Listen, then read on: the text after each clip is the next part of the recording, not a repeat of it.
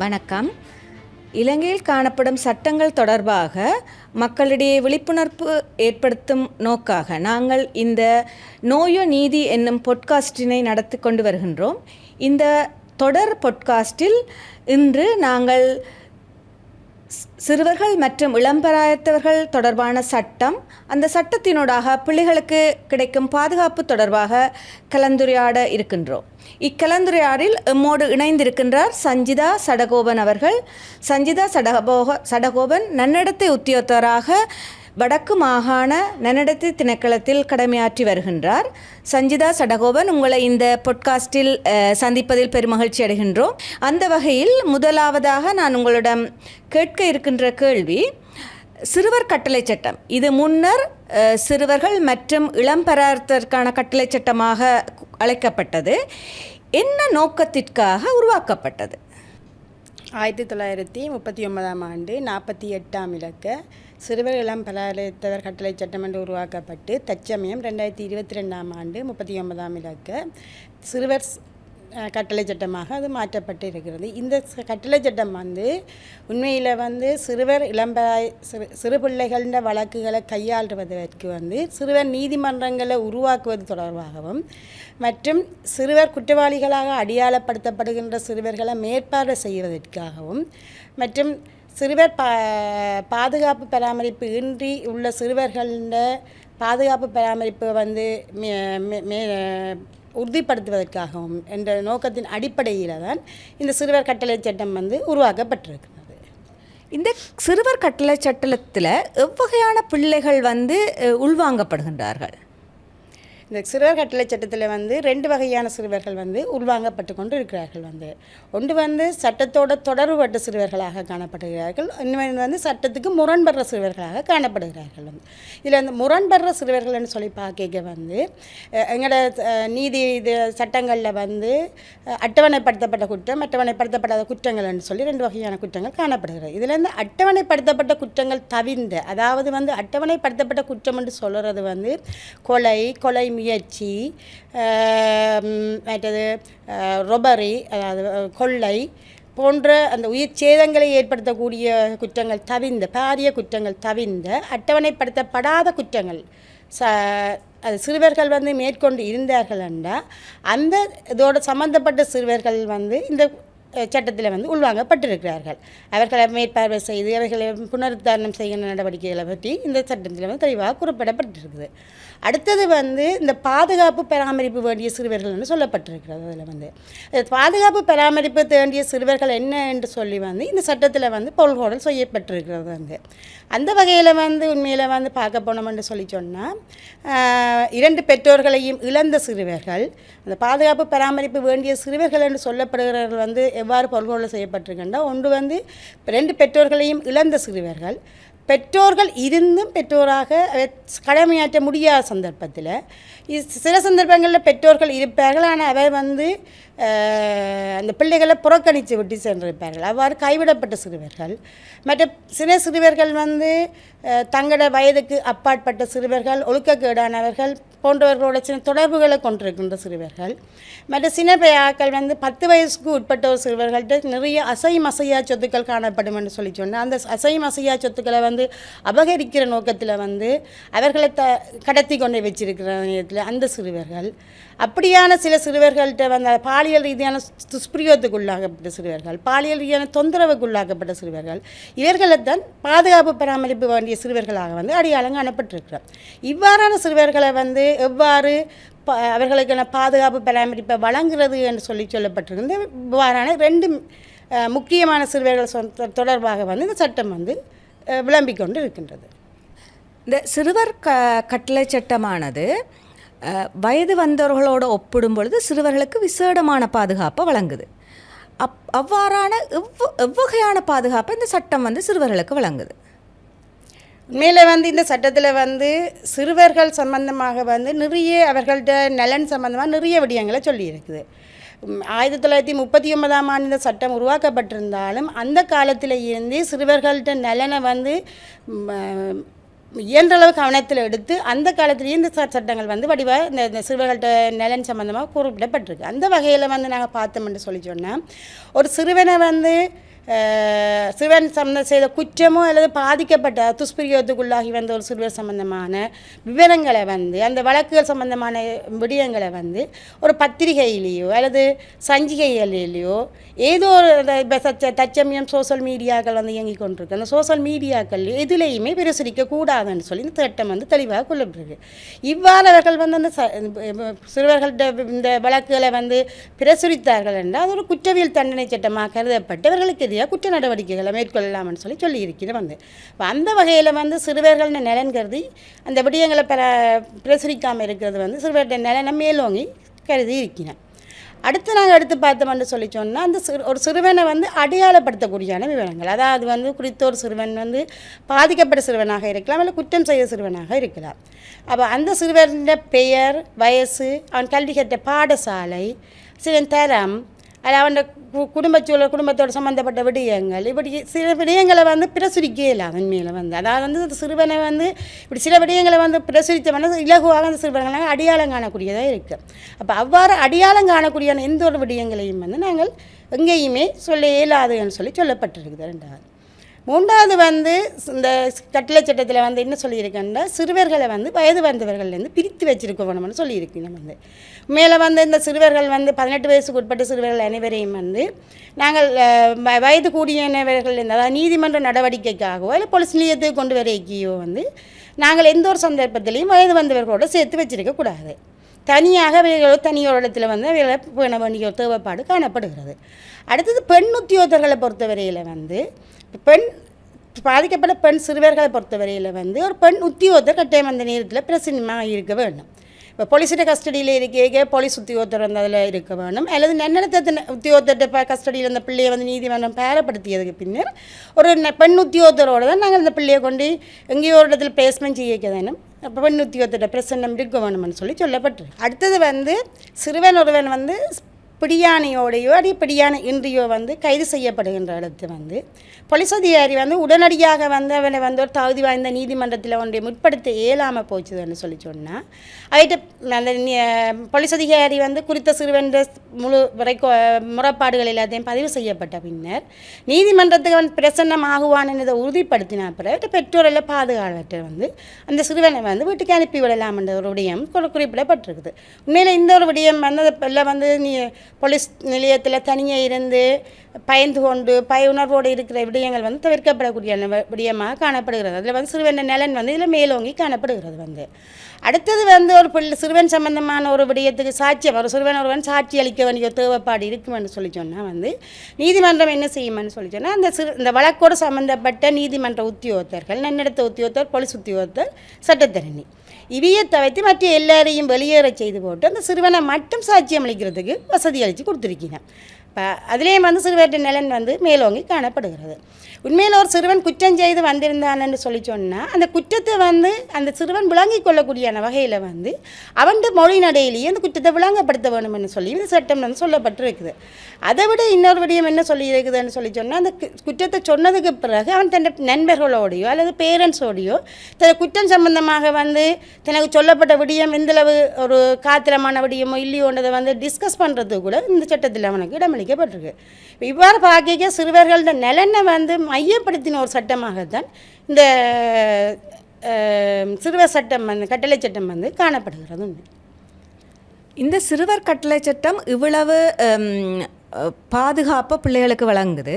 அந்த வகையில் நன்னடத்தை உத்தியோகத்தர்களாகிய நீங்கள் அல்லது நன்னடத்தை திணைக்கலாம் எவ்வகையான செயற்பாடுகளை பிள்ளைகள் தொடர்பாக மேற்கொள்கிறன்றதை பற்றி கொஞ்சம் சொல்லிடுமா? மேலே வந்து நன்னடத்தை திணைக்களத்தை பொறுத்தவரையில் சிறுவர்கள்ட நலனுக்காக மிகவும் அர்ப்பணிப்போட கடமையாற்றி கொண்டிருக்கிறார்கள். நன்னடத்த உத்தியோகத்தர்கள் சரி, நன்னடத்த திணைக்களம் சரி 24 மணி நேரமும் மேலே கடமையாற்றி கொண்டிருக்கிறார்கள். அந்த வகையில் வந்து ஒரு சிறுவனுக்கு வந்து ஒரு பாதிக்கப்பட்ட சிறுவனோ அல்லது ஒரு குற்றம் செய்யப்பட்ட ஒரு சிறுவனோ நீதிமன்றத்தின் கவனத்தை கொண்டு வரப்படுற போது உண்மையில வந்து நன்னடத்த உத்தியோகம் சிறுவர்களை மதிப்பீடு செய்து அவன் சம்பந்தமான முழு விவரங்களையும் எடுத்து அந்த சிறுவனுக்கு என்ன உச்ச நலன்றதை கருத்தில் எடுத்து ஒரு ஃப்ரெண்ட்லி ரீதியான அதாவது அந்த பிள்ளை நேயமிக்க ஒரு அணுகுமுறையோடு வந்து சிறுவர்களை அவன் ஒரு குற்றம் செய்யப்பட்ட ஒரு சிறுவனாகவோ அல்லது அவன் இப்படி ஒரு தப்பை செய்துட்டு வந்திருக்கிறான் என்ற ஒரு எண்ணத்தோடு இல்லாமல் ஒரு ஃப்ரெண்ட்லியான சிறுவன் நேயன் மிக்க ஒரு அணுகுமுறையோட சிறுவர்களை கையாண்டு தமது கடமைகளை வந்து ஒரு முதன்மையான ஒரு கடமைகளாக வந்து செய்து கொண்டு இருக்கிறார்கள் நிலையத்தை உத்தியோகத்தர்கள். அந்த வகையில் நாங்கள் பார்த்தோம்னா முதலாவதாக வந்து நாங்கள் சொல்லக்கூடியான ஒரு விடயம் என்னன்னு சொன்னால் சமூக விசாரணைகளை மேற்கொண்டு அது சம்பந்தமாக வந்து நீதிமன்றத்துக்கு அறிக்கைகளை வந்து செய்கிறார்கள் மதிப்பீடு செய்து சிறுவன். அந்த வகையில் வந்து சமூக விசாரணை என்று சொல்லிக்க வந்து என்னன்னு சொன்னால் ஒரு குற்றவிளக்கப்பட்ட சிறுவனோ இல்லை பாதிக்கப்பட்ட ஒரு சிறுவன் சம்பந்தமான ஒரு முறைப்பாடு எங்களுக்கு கிடைச்சிட்டுதுன்னு சொன்னால் உடனடியாக நாங்கள் வந்து அந்த பிள்ளையோட பிரதேசத்துக்கு சென்று அந்த சிறுவன் பெயர் விவரங்கள் எல்லாம் வந்து எங்களுக்கு போலீஸ் திணைக்களம் வழங்கி இருக்கும். அந்த சிறுவன் குடும்ப சூழல், கல்வி,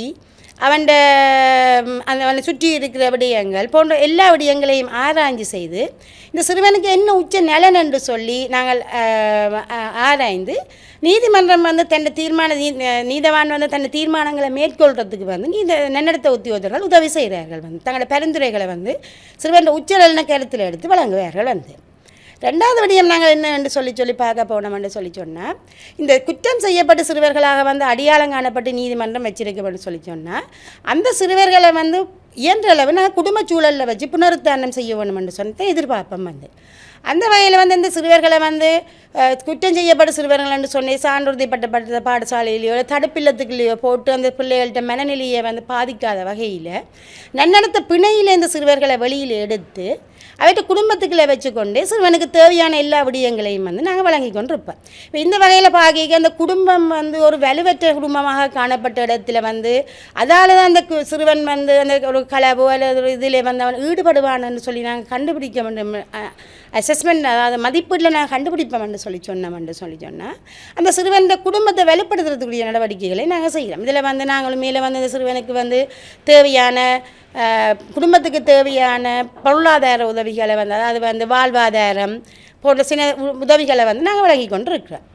அடுத்தது வந்து இந்த பாதுகாப்பு பராமரிப்பு வேண்டிய சிறுவர்கள் வந்து பாதுகாப்பு பராமரிப்பு வேண்டிய சிறுவர்கள் என்றதை பொறுத்தவரையிலையும் வந்து நீதிமன்றத்துக்கு விரைக்க வந்து உடனடியாக நாங்கள் என்ன செய்வோம்னு சொன்னால் அந்த பிள்ளையை எவ்வாறு அந்த குடும்பத்துக்கு இணைக்கிறதுன்னு தான் யோசிப்பேன். இப்போ எங்களை சிறுவர் பாதுகாப்பு கொள்கைகள் எல்லாம் சொல்லி இருக்குது. ஒரு சிறுவனுக்கோ சிறுமிக்கு வந்து அவன் வாழ்கிற பிரதேசத்தில் வந்து பாதுகாப்பு இல்லைன்னு நாங்கள் அடையாளப்படுத்தினோம்னு சொன்னால் நன்னடத்த உத்தியோகத்தர் வந்து அந்த பாதுகாப்பு இல்லாத தன்மையை வந்து மினிமைஸ் பண்ணி அதாவது வந்து குறைச்சி அவனை எவ்வாறு இந்த குடும்பத்துக்கு சேர்க்க வேணும்ன்றதை தான் பார்க்க வேணும். இப்போ அந்த வகையில் முதல் நாங்கள் அப்படியான ஒரு இதை நாங்கள் பார்ப்போம். குடும்ப சூழலில் அவனை இணைக்கலாமோ ஒன்று சொல்லி முதல் பார்ப்போம். உண்மையில குடும்ப சூழலில் பார்க்க வந்து அவட்ட பெற்றோர் ஒரு பொருத்தமில்லாதவர்களாக காணப்படுவார்கள் என்று சொன்னதுனால உடனடியாக நாங்கள் அடுத்த காலத்து நடவடிக்கை உறவினர் அல்ல உறவினர் ஒருத்தரை வந்து பொருத்தமான நபராக நியமித்து நன்னடத்த உத்தியோகத்திட்ட மேற்பார்வைக்குள்ள அந்த சிறுவனை வந்து அவட்ட குடும்ப சூழலில் வச்சையே நாங்கள் பாதுகாத்து கொண்டு வருவோம். இதில் வந்து மேலே வந்து அந்த குடும்பம் வந்து அந்த பெற்றோரே அந்த பிள்ளைகளை பராமரிக்காத சந்தர்ப்பத்தில் அவட்ட உறவினர்கள் பராமரிக்கிறதால இவட நன்னடத்த திணைக்களம் வந்து இந்த பொருத்தமான நபர்களுக்கு சில அசிஸ்டன்ஸ்களையும் வழங்கியிருக்கணும். நிதி உதவியான உதவிகளை செய்து கொடுத்திருக்கணும். உண்மையில் வந்து அந்த சிறுமிக்கு வந்து சிறுவனுக்கு வந்து ஒரு வீடு இல்லாததால் அந்த சிறுமி பாதிக்கப்படுகிறோம் என்று சொன்னார்கள். அவர்களுக்கான வீடு கட்டி கொடுத்தல் போன்ற சில நடவடிக்கைகளையும் வந்து நன்னடத்த திணைக்களம் வந்து நன்னடத்த உத்தியோகத்தர்களுக்கு கூட செய்து கொண்டு வருகிறார்கள் வந்து. அடுத்தது வந்து அப்படி பொருத்தமான நபர்கள் யாருமே நியமிக்க இயலாத ஒரு சந்தர்ப்பத்தில் வந்து இறுதியாக வந்து நாங்கள் இந்த மாற்று பராமரிப்பு திட்டம் என்ற இதுக்குள்ள வர குடும்பம் சார்ந்தால் குடும்பம் இல்லாத ஃபேமிலி லைக் இல்லை ஃபேமிலி பேஸ்ட் ஒரு கேருக்குள்ளே நாங்கள் போகிறோம். இதில் வந்து இப்போ இந்த ஃபேமிலி லைக்குன்னு சொல்லி பார்க்க நாங்கள் வந்து ஃபோஸ்டர் கேர் அதாவது வந்து ஆதரிப்பு பெற்றோர் திட்டத்தை வந்து இருக்குதோன்னு பார்ப்போம். இப்போ ஆதரிப்பு பெற்றோர் திட்டத்துக்கு பிள்ளையை விடலாம்னு சொன்னால் அங்கே விட மெயின்னு சொன்னால் அங்கே வந்து இப்போ குறிப்பிட்ட ஒரு பெற்றோர்கிட்ட வந்து குறைந்தளவான சிறுவர்கள் தான் பராமரிக்கப்பட்டு கொண்டு இருப்பார்கள். அப்போ அந்த சிறுவன் உயரிய நலன் வந்து பேணப்படும். சிறுவர் இல்லங்களோட ஒப்படைக்க அங்கே வந்து கூடுதலான இதில் பேணப்படும். மறுபடியும் அந்த ஆதரிப்பு பெற்றோர் திட்டத்தை நாங்கள் கூடுதலாக வந்து அடுத்ததாக பார்ப்போம். அவ்வாறு அதுக்கும் பொருத்தம் இல்லாத சந்தர்ப்பத்தில் இறுதிக்கட்ட ஒரு நடவடிக்கையாக தான் நாங்கள் சிறுவர் இல்லங்களில் வந்து அந்த பிள்ளைகளை வந்து இறத்துக்குரிய நடவடிக்கை பரிந்துரைகளை வந்து நீதிமன்றத்துக்கு வழங்குவோம் வந்து. அப்போ இந்த வகையில் வந்து பாதுகாப்பு பராமரிப்பு இல்லாத ஒரு சிறுவர்களுக்கு வந்து நாங்கள் நன்னடத்த உத்தியோகத்தர்கள் கடமையாற்றி கொண்டு இருக்கிறோம். அடுத்தது வந்து என்ன செய்கிறோம்னு சொன்னால் இந்த குடும்ப சூழலில் இணைக்க முடியாத சிறுவர்களை வந்து நாங்கள் நிறுவனமயப்படுத்துறதுக்குன்னு சொல்லி இந்த சட்டங்களாலேயே உருவாக்கப்பட்ட பாதுகாப்பு இல்லங்கள் இருக்குது. அதாவது சான்றுறுதிப்படுத்தப்பட்ட பாடசாலை இருக்குது, தடுப்பில்லங்கள் இருக்குது, சிறுவர் அபிவிருத்தி நிலையங்கள் இருக்குது. இப்போ இந்த நிலையங்களில் இட்ட பிள்ளைகளை நாங்கள் விட்டுட்டு சரியா பிள்ளைகளை நாங்கள் இடத்துல விட்டுட்டோம் தானேன்னுட்டு நினைத்த உத்தியோகத்தர் இருக்கல. அப்போ அவர் போய் அந்த பிள்ளைக்கு வந்து எவ்வாறான அவன் நலன் வந்து அந்த நிறுவனங்களில் பேணப்படுகிறது, அந்த பிள்ளைக்கான கல்வி வழங்கப்படுகிறதா, சுகாதார உரிய முறையில் கொடுக்கப்படுகிறதா, இந்த பிள்ளைகள உயரிய நலன் பேணப்படுகிறன்றதா. அடுத்தது வந்து பிள்ளையை வந்து நாங்கள் சிறுவர் இல்லங்களில் இணைச்சிட்டோம் தானேன்னுட்டு இருக்கலாம். மேக்சிமம் வைக்க ஒரு 3 வருஷம் தான் நாங்கள் இணைக்கலாம், தற்காலிக ஒரு இணைப்பு தான். அதுக்கிடையில் நன்னடத்தை உத்தியோகத்தில் அந்த பிரதேசத்துக்கு சென்று அந்த பிள்ளையோட குடும்பத்தை ஆராய்ஞ்சு உறவினர்களை ஆராய்ஞ்சு அவைகளை வலுப்படுத்தி இந்த பிள்ளையை கொண்டு இணைக்கிறதுக்குரிய நடவடிக்கையை செய்ய வேண்டிய தேவைப்பாடும் காணப்படுது. இவ்வாறு சிறுவர்களை மையப்படுத்தின ஒரு வேலை திட்டங்களை வந்து நன்னடத்தை உத்தியோகத்தர்கள் வந்து கடமையாற்றி கொண்டு இருக்கிறார்கள். வந்து மேலே வந்து இவ்வாறான செயற்பாடுகளை நன்னடத்தை உத்தியோகத்தர்களோ நன்னடத்தை திணைக்களமோ தனியாக செய்யலார். இப்போ நாங்கள் இதில் வந்து நிறைய பேரோட ஒருங்கிணைப்பு செய்து அதனூடாகத்தான் இந்த சேவைகளை வழங்கலாம். அந்த வகையில் நீங்கள் போலீஸ் திணைக்களம் வந்து இதில் மிக முக்கியமான ஒரு பங்கை வகிக்குது. இந்த சிறுவர் குற்றவாளிகளாக இருந்தாலும் சரி, சிறுவர் துஷ்பிரயோகப்பட்ட சிறுவர்களாக இருந்தாலும் சரி, அவர்களுடனான உங்களுடைய ஒருங்கிணைப்பு எவ்வாறு இருக்கின்றது? உண்மையாகவே வந்து மேலே வந்து போலீஸ் திணைக்களத்தோடு வந்து நன்னடத்தை திணைக்களம் மிகவும் நெருங்கிய ஒரு தொடர்போடு காணப்படுகிறார்கள். வந்து போலீஸ் திணைக்களம் இல்லாட்டி நன்னடத்தை திணைக்களம் சிறுவர்கள் என்ற வேலையான பாகையை போலீஸ் திணைக்களம், நீதிமன்றம், நன்னடத்தை உத்தியோகத்தர்கள் இவ்வளோ பேரும் ஒரு நெருங்கிய ஒரு தொடர்போடு காணப்படுவார்கள். அடுத்தது குடும்பம். அப்போ அந்த வகையில் போலீஸ் திணைக்களத்துக்கு வந்து மேலே ஒரு முறைப்பாடு கொண்டு வருமென்று சொன்னால் உடனடியாக வந்து அவர்கள் வந்து நன்னடத்தை உத்தியோகத்தர்களுக்கு அறிவிப்பார்கள். வந்து 24 மணித்தியாலத்துக்குள்ளே எங்களுக்கு அறிவிக்க வேணும் இந்த முறைப்பாடு இவர்களுக்கு கிடைக்கப்பெற்று. அதுக்கு இவர்கள்ட்ட ஒரு படிவம் ஒன்று காணப்படுகிறது. இது வந்து சட்டத்தில் வந்து 17 உபபிரிவு 1 வந்து தெளிவாக குறிப்பிடப்பட்டிருக்குது. வந்து இதை வந்து போலீஸார் வந்து இந்த விடயத்தங்களுக்கு அறிவிக்காமல் விடையில் தட்டி கழிக்கவும் இயலாது. ஏன்னா சட்டத்தின் மேல் அவர்களுக்கு பணிக்கப்பட்ட ஒரு கடமையாக காணப்படுகிறது. உடனடியாக வந்து அந்த படிவத்தில் வந்து பிள்ளையின் பெயர், வயசு, என்ன வகையான ஒரு முறைப்பாடு அவனுக்கு வந்துருக்கு, குற்றமோ அல்லது பாதிக்கப்பட்டு வந்திருக்கிறானோ அந்த விவரம், மற்ற அவன் கிராம சேவையாளர் பிரிவு தெரியும் என்ன போட்டிருப்பார்கள். வந்து எப்போ வந்து அந்த பிள்ளையை நீதிமன்றத்துக்கு முற்படுத்த போகிறோம்.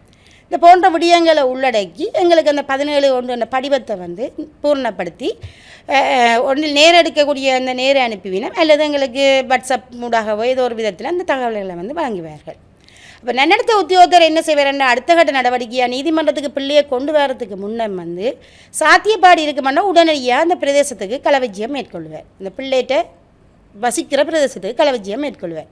களவிஜயம் மேற்கொண்டு அந்த சிறுவனோ சிறுமியிட்ட வந்து குடும்பச் சூழல், அந்த கல்வி, பாடசாலை போன்ற இடங்களுக்கு விஜயம் செய்து அந்த சிறுவன் சம்பந்தமான பூர்ண தகவல்களை பெற்றுக்கொள்வார். அந்த சிறுவன் எவ்வாறாக அந்த கிராமத்தில் இருக்கிறான், அந்த குடும்பம் எவ்வாறு அந்த பிள்ளையை பராமரித்து வருகுது, தொடர்ச்சியாக அந்த பிள்ளையை அந்த குடும்பத்தில் இணைக்கலாமோ அல்லது ஏதாவது மாற்று ஏற்பாடுகளை செய்ய வேணுமோ அந்த நீதிமன்றத்துக்கு முழு வகையிலையும் வந்து உதவக்கூடியான வகையில் தேவையான தகவல்களை வந்து நன்னடத்தை உத்தியோகத்தர் அங்கே சமூக விசாரணை ஒன்றை மேற்கொண்டு அந்த தகவல்களை திரட்டி நீதிமன்றத்துக்கு வந்து பிள்ளையை முற்படுத்திக்க வந்து அந்த அறிக்கையை வந்து சமர்ப்பிப்பேன்.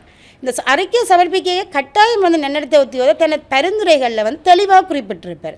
இந்த பிள்ளைக்கு வந்து குடும்ப சூழலில் இணைக்கலாமா அல்லது ஒரு நிறுவனமயப்படுத்தப்பட்ட ஒரு பராமரிப்பைத்தான் வழங்க வேணுமோன்றதை வந்து தெளிவாக வந்து நன்னடத்தை உத்தியோகத்தர் குறிப்பிடுவார்கள்.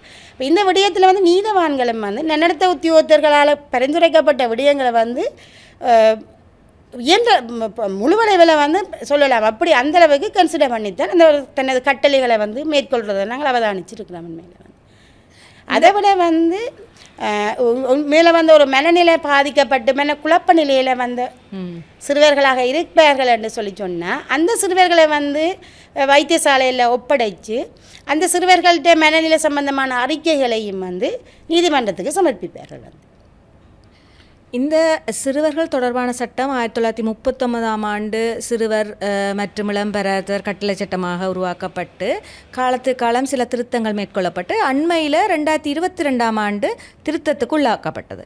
அந்த திருத்தங்களில் பிரதானமாக கொண்டு வரப்பட்ட விடயங்கள் என்னன்னு கொஞ்சம் சொல்லிடலாமா உங்களுக்கு? மேலே வந்து இந்த 1939-48ஆம் ஆண்டில் 48ஆம் இலக்க சிறுவர்கள் இளம் பெறாயத்தவர் கட்டளை சட்டம் இருந்தது. அதில் வந்து சிறுவர்கள் என்ற ஒரு வயதில்லையும் இளம் பெறாயத்தவர் என்ற இன்னொரு, அதாவது வந்து 14 வயசுக்கு உட்பட்டவர்களை சிறுவர்கள் என்றும் 14லேருந்து 16 வயசுக்கு உட்பட்டவர்கள் இளம் பெறாயத்தவர்கள் என்றும் அங்கே 16க்கும் 18க்கும் இடைப்பட்ட பிள்ளைகள் யாரென்றே தெரியாத நிலையில் இருந்தார்கள். ஆனால் வந்து இந்த சிஆர்சியில் வந்து அது இந்த சிறுவர் உரிமை சமவாயத்தில் வந்து இலங்கையும் வந்து அதில் கட்சியாத்துட்டு இருக்குது. அப்போ அந்த சமவாயத்தில் எல்லாம் வந்து சிறுவர்கள் என்ன 18 வயசுன்னு சொல்லப்பட்டிருந்தது. அப்போ இந்த இந்த இந்த இந்த சிறுவர்கள் சட்டம் என்று சொல்லி கட்டளை சட்டம் என்று சொல்லப்பட்ட விடயத்தில் வந்து அனைவருமே 18 வயசுக்கு உட்பட்ட அனைவருமே சிறுவர்கள் என்று கொண்டு வரப்பட்டது ஒரு மிகவும் ஒரு ஆணித்தரமான ஒரு விடயமாக நாங்கள் இதில் கருத்துறோம். அடுத்தது வந்து இந்த இளம்பெராயத்தவர் கட்டளை சட்டம் என்ற இதில் வந்து இளம்பெராயத்தரை அப்படியே ஃபுல்லாக எடுத்துட்டு சிறுவர்கள் கட்டளை சட்டம், அப்போ அது சிறுவர்களுக்காக உருவாக்கப்பட்ட சட்டம் என்ற ஒரு அந்த பதத்தை வந்து பயன்படுத்தி இருக்கிறார்கள் வந்து. அடுத்தது வந்து இந்த 16க்கும் 18 வயசுக்கும் இடைப்பட்ட சிறுவர்கள் வந்து இளம்பெராயத்தவர்களாக கருதப்பட்டு அவர்களை வந்து முந்தைய காலங்களில் வந்து சிறைச்சாலையில் இருக்கிறது, வயது வந்தவர்களோட சேர்ந்து வச்சிருக்கிறது, இவ்வாறான நடவடிக்கைகளை வந்து செய்து கொண்டு இருந்தவர். ஆனால் இப்போ வந்து அந்த சிறுவர்கள் வந்து அவர்களும் 16க்கும் 18 வயசுக்கும் இடைப்பட்டவர்களும் வந்து சிறுவர்களாக கருதி அவர்களுக்கு வந்து அதுக்குரிய நடவடிக்கை செய்யப்படுது. ஆரம்பத்திலேயெல்லாம் 16க்கும் 18 வயசுக்கும் இடைப்பட்ட சிறுவர்கள் வந்து குற்றவாளிகளாக இனங்காணப்பட்ட சிறைச்சாலை கூடாகத்தான் அனுப்பி வைக்கப்படுவார்கள், சிறைச்சாலையில் தடுத்து வைக்கப்பட்டிருப்பார்கள், சிறைச்சாலை வாகனத்தில் ஏற்றி செல்லப்படுவார்கள். ஆனால் தற்சமயம் வந்து நன்னடத்தை திணைக்களத்துக்கு என்ற வாகனங்கள் வழங்கப்பட்டு நன்னடத்தை உத்தியோகத்தர்கள் கையளிப்பில் தான் அந்த கொடுத்த சிறுவர்கள் இடங்கள் தீர்மானிக்கப்பட்டு அனுப்பி வைக்கப்படுகிற நடவடிக்கைகள் கூட நன்னடத்தை உத்தியோகத்தர்களால் மேற்கொள்ளப்படுகிறது. இந்த விடயம் வந்து ஒரு வரவேற்கத்தக்க ஒரு விடயமாக காணப்படுகிறது. அடுத்தது வந்து இந்த சிறுவர்கள் கட்டளை சட்டத்தில் வந்து 1938ஆம் ஆண்டு 49ஆம் இலக்க இளம்பெராயத்தர் கட்டளை சட்டத்தில் வந்து கோர்பரல் பனிஷ்மென்ட், அதாவது வந்து தண்டனை வழங்கலாம் என்று சொல்லப்பட்டிருந்தது. அந்த விடயங்கள் முற்றுமுழுதாக வந்து நீக்கப்பட்டிருக்குது வந்து. அது ஒரு சிறந்த ஒரு விடயமாக காணப்படுகிறது வந்து. மேலும் இந்த சிறுவர் கட்டளை சட்டத்தில் சில மாற்றங்களை கொண்டு வர வேணும், திருத்தங்களை கொண்டு வர வேணும் என்று நீங்கள் எதிர்பார்த்திருந்தால் என்ன வகையான திருத்தங்கள் வர வேணும் என்று நீங்கள் எதிர்பார்க்குறீங்க? மேலே வந்து நாங்கள் வந்து ப்ராக்டிக்கலாக, அதாவது வந்து செயல்முறையில் நிறைய விடயங்களை நாங்கள் செய்து கொண்டிருக்கிறோம். ஆனால் எல்லா விடயங்களும் சட்டத்துக்குள்ளே உள்வாங்கப்படையில்லை. இந்த சிறுவர் கட்டளை சட்டம் என்றது தான் சிறுவர்கள்னு நலனை மையப்படுத்தின ஒரு சட்டமாக காணப்படுது. நன்னடத்தை உத்தியோகத்தர்கள் வந்து கூடுதலாக வேலை செய்கிறது சிறுவர் சட்டங்களோட ஆனபடியால் நாங்கள் செய்கிற பெரும்பாலான விடயங்களை வந்து நாங்கள் இந்த சட்டங்களுக்கு உள்வாங்கினோம் என்று சொல்லி சொன்னால் மிகவும் நல்லதாக இருக்கும் என்று கருதுகிறபடியால் அந்த வகையில் வந்து முதலாவதாக நான் சொல்கிறேன் என்னன்னு சொன்னால், இந்த சிறுவர்கள் சம்பந்தமான வழக்குகளை கையாளைக்க வந்து அவர்களுக்கு ஒரு இலவச சட்ட உதவியை வந்து வழங்கக்கூடிய வந்து ஒரு இலவச ஒரு சட்டத்திறனியோ யாரையும் ஒரு ஆளை வந்து நியமிக்கிறது வந்து நல்லமன்னு சொல்லி நாங்கள் இதை வந்து சட்டத்தின் மேல் நீங்கள் கொண்டு வந்தீங்களேன்னு சொல்லி சொன்னால் அது வந்து தவிர்க்கப்படாது. கட்டாயம் அங்கே வந்து சட்டத்தின் மேல் நியமிக்கப்பட்ட ஒரு உத்தியோகத்தில் அங்கே இருப்பேன். அப்போ அந்த விடயத்தை எதிர்காலத்தில் வந்து அதில் கொண்டு வந்தால் நல்லதாக இருக்குமென்னு நாங்கள் எதிர்பார்க்குறோம். அடுத்தது வந்து இந்த சிறுவர்கள் வந்து போலீஸ் நிலையத்தில் தடுத்து வைக்கப்படுகின்ற போதோ அல்லது நீதிமன்றத்தில் வச்சிருக்கிற போதோ ஒரு பய உணர்வு, போலீஸ் நீதிமன்றம் யாருக்குமே பயம், வயது வந்தவர்களுக்கு கூட பயம். இப்போ சிறுவர்களை கொண்டு வந்து வச்சிருக்கீங்க, நிச்சயம் அவர்கள் நாங்கள் அடுத்து என்ன நடக்க போகுதுன்ற ஒரு பயத்தில் அவர்கள் இருப்பார்கள் அங்கே வந்து. அப்போ அந்த பய உணர்வு இல்லாமல் அவர்களை வந்து பாதுகாப்பு ஒரு உத்தியோகத்தருக்கு கீழே அவர்களை வச்சிருந்தோம்னு சொன்னால் அவர் அந்த ஃப்ரெண்ட்லியாகவே ஒரு டாக் பண்ணி எந்த நேரம் போலீஸ் ஆஃபீஸர் வந்து கழிச்சு கொண்டு நிற்கல, அவருக்கு அடுத்த கடமைகள் இருக்குது. ஒரு பாதுகாப்பு உத்தியோகர்களை ஒரு நியமிக்க செய்திருந்தோம்னு சொன்னால் அவர்கள்ட்ட நலன் வந்து அதில் பாதுகாக்கப்படும். இது வந்து சட்டத்தின் மேல் கொண்டு வரப்பட்ட நன்றாக இருக்கும்னு நான் எதிர்பார்க்குறேன். அடுத்தது வந்து இந்த சிறுவர் குற்றவாளிகளாகவோ அல்லது பாதிக்கப்பட்ட சிறுவர்களாக நீதிமன்றத்துக்கோ போலீஸ் ஸ்டேஷனுக்கு வருகின்ற போது நன்னடத்தை உத்தியோகத்தர்கிட்ட கையில் இருக்க கூட இந்த சிறுவர்களுக்கு வந்து எங்களால் வந்து சில உதவிகளை வழங்கி இல்லாமல் இருக்கும். அதாவது அந்த எமர்ஜென்சியாக வழங்கப்பட வேண்டிய தேவைப்பாடு, உணவு, சில உடை எதுவுமே இல்லாமல் சிறுவர் சிலையும் வந்துருப்போம். போக்குவரத்து படி கூட இல்லாமல் இருப்பினமே வந்து அதில் பெற்றோர் வந்திருந்தால் கூட போக்குவரத்து படி இல்லாமல் இருப்பினோம். அப்போ அந்த சந்தர்ப்பத்தில் நன்னடத்தை உத்தியோகத்தர்கள் வந்து தங்களோட ஒரு கமிட்மெண்ட்டால் தான் அதை ஒர்க் பண்ணி கொண்டு இருக்கணும் வந்து. இதையும் வந்து ஒரு சட்டத்துக்குள்ளே கொண்டு வந்துச்சு. நம்ம இந்த சிறுவர்களுக்கு உதவி செய்ய வேணும் அந்த நீதிமன்றத்திலேயோ அல்லது போலீஸ் நிலையத்தில் வந்து தடுத்து வைக்கப்பட்டிருக்கின்ற போது இவ்வாறான இதுகளை வழங்க வேணுமென்ற ஒரு சட்டத்தின் மேல் கொண்டு வரப்பட்ட இலகுவாக வந்து நாங்கள் அதை வந்து செய்யக்கூடியதாக இருக்குது. அடுத்த 4வது என்ன விடயம் சொல்லலாம்னு சொல்லிக்க வந்து இந்த சிறுவர்கள் வந்து பாதிக்கப்பட்ட சிறுவர்களோ அல்லது குற்றவாளிகளால் இனங்காணப்பட்ட சிறுவர்கள் வந்து வைத்தியசாலைக்கு வருவார்கள் வந்து சட்ட வைத்திய அதிகாரிகிட்ட அறிக்கையை பெற்றுக்கொள்கிறதுக்காக. அப்போ அந்த சந்தர்ப்பத்தில் வந்து கட்டாயம் நாங்கள் அங்கே விடிய மாநாடு ஒன்று நடத்துகிறோம். நாங்கள் வந்து இந்த விடிய மாநாடு தொடர்பாக வந்து மத்திய அரசு நன்னடத்தை சிறுவர் பராமரிப்பு சேவைகள் திணைக்களத்தால் ஒரு கொள்கை ஆவணங்கள் எல்லாம் தயாரிக்கப்பட்ட நிலையில் காணப்படுகிறது. ஆனால் இந்த விடயங்கள் எதுவுமே சட்டத்துக்குள்ளே இந்த வரைக்கும் உள்வாங்கப்படையில் சட்டத்துக்குள்ளே உள்வாங்கப்பட்டிருக்க தான் அந்த விடியா மாநாட்டில் நடத்தப்பட்டு தயாரிக்கப்பட்ட அறிக்கைக்கு ஒரு பெறுமதி கிடைக்கும் கட்டாயம். அந்த விடிய மாநாட்டில் உண்மையில் ஒரு சட்ட வைத்திய அதிகாரி, சிறுவர் குழந்தை வைத்திய நிபுணர், உள வைத்திய நிபுணர், மற்றது அந்த வார்டுக்குரிய சிஸ்டர், மற்ற நன்னடத்த உத்தியோகத்தர்கள், கிராம சேவையாளர், போலீஸ், நன்னடத்து இந்த சிறுவர்களோடு சம்மந்தப்பட்ட பிரதேச செயலத்தை கடமையாற்ற அனைத்து உத்தியோகத்தர்கள் இவர்கள் எல்லாரும் கூடி சேர்ந்து தான் ஒரு சிறுவன்ற உயரிய நலன் சம்பந்தமான தீர்மானம் எடுக்கிறார். அப்போ அந்த தீர்மானம் ஒரு பெரிய ஒரு வேல்யூபிளான ஒரு தீர்மானமாக இருக்கும். ஆனால் அந்த எடுக்கப்பட்ட தீர்மானத்துக்கு தயாரிக்கப்படுகிற அறிக்கை சட்டத்தின் மேல் இல்லாதபடியால் அதுக்கு கொடுக்கப்படுற வேல்யூ எவ்வளவு என்றதோடு கேள்விக்குறியாக காணப்படுது. ஆனபடி இதை நீங்கள் சட்டத்துக்கு உள்வாங்கினீங்கள்னு சொல்லிச்சேன்னா அந்த அறிக்கைக்கு ஒரு பெறுமதி இருக்குது. எங்கே ஹைகோர்ட்டுக்கு போனாலும் அந்த அறிக்கையில் கொள்ளப்பட்ட விடயங்களை ஏற்றுக்கொள்ளக்கூடியதாக இருக்கும். அதை கட்டாயம் உள்ளுக்கு கொண்டு வர வேண்டிய தேவைப்பாடு காணப்படுகிறது. அடுத்தது நாங்கள் இதில் இந்த 16க்கும் 18க்கும் வயசுக்கு உட்பட்ட சிறுவர்கள், அதாவது 16க்கு உட்பட்ட சிறுவர்களாக இருந்தாலும் சரி, 18 வயசுக்கு இதாக இருந்தாலும் இந்த ரோமியோ ஜூலியட் இதில் அதாவது காதல் வயப்பட்டு அவர்கள் பாடசாலையை கல்வி கற்கின்ற போது சில நேரம் அவர்கள் உடல் பாலியல் ரீதியான நடவடிக்கைகளுக்கு ஈடுபட்டு வரைக்க இந்த சிறுவர்களை குற்றவாளிகளாக, அதாவது 18 வயசுக்கு உட்பட்ட ஒரு சிறுவன் ஒரு குற்றவாளியாக கருதப்பட்டு அவனை கொண்டு போய் சிறைச்சாலையில் அடைக்கிறது, இவ்வாறான விடயங்கள் தவிர்க்கப்படக்கூடியான ஒரு சந்தர்ப்பம் உருவாக்கப்படும் என்று சொல்லி சொன்னால் இந்த சிறுவர்கள்ட்ட நலனும் பேணி பாதுகாக்கக்கூடியதாக இருக்குது. உண்மையில் அந்த இந்த இதை எவ்வாறு கையாளுவது என்பது சம்பந்தமான விடயங்களை இதில் உள்வாங்கியிருந்தால் இன்னும் சிறப்பாக இருக்கும்னு நாங்கள் எதிர்பார்க்குறோம். அடுத்தது 16க்கும் 18 வயசுக்கும் இடப்பட்ட இந்த சிறுவர்களில் சில வழக்கு சிறுவர்கள் சில 5000 ரூபாய்க்கு குறைவான குற்றங்களை செய்துட்டு வருவார்கள். அப்போ அந்த நேரங்கள்லையும் நீ போலீஸ் என்ன செய்யணும்னா உடனடியாக நீதிமன்றத்துக்கு தான் கொண்டு வரணும் இந்த வழக்குகளை.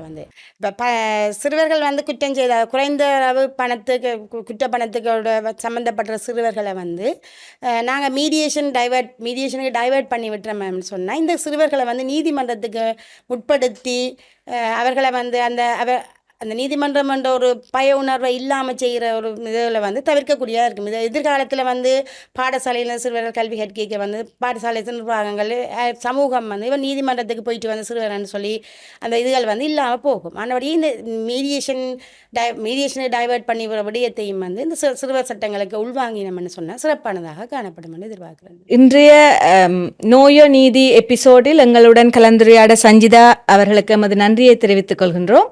அவர் நிறைய சிறுவர்கள் தொடர்பான சட்டங்கள், அதில் நன்னடத்தை அதிகாரிகளுடைய நிலைப்பாடுகள் பற்றி தெளிவாக விளக்கம் அளித்திருந்தார். நன்றி சஞ்சிதா. இன்னுமொரு எபிசோடில் மீண்டும் உங்களை சந்திக்கும் வரை விடைபெறுகின்றேன். நன்றி, வணக்கம்.